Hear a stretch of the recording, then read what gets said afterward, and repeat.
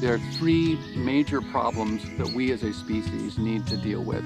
These forests give us a chance to do that. And those three problems would be the climate mess we've created, the unraveling of the biodiversity of the planet, and issues of equity and justice. We think if you wanted to address those core issues, there's probably no better way to do that than to try to care for a forest well and create new models of forestry.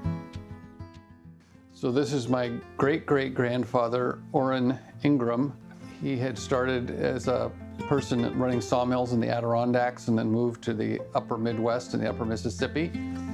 My family's involvement with forests and wood has moved both across time and across space, ending here in the Pacific Northwest. Our family has owned and been owned by the three forests that make up Hyla Woods since 1986, and it gives us a chance to conduct an experiment that explores what's required in order to have forests that are simultaneously ecologically complex and economically viable.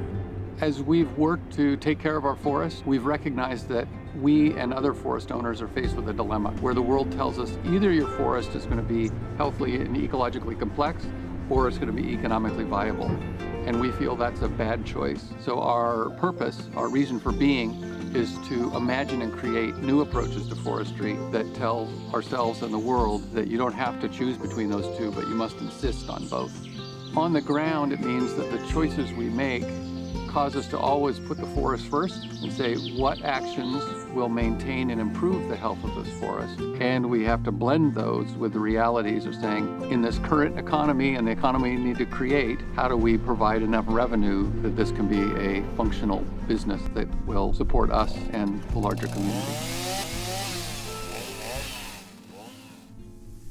So the good news is that having 12 species of trees growing in this forest is a real ecological asset. It can be an economic liability unless you have ways to turn that to your economic advantage.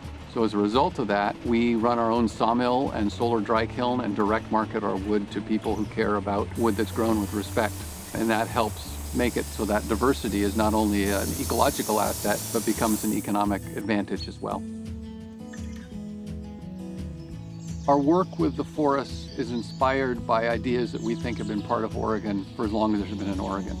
And one of those was voiced by a logger I ran into who said, I think we just need to figure out how to take care of what we've got. And also, how do we restore the things we've got? So those ideas, I think, are important and things that I think all Oregonians would share and relate to.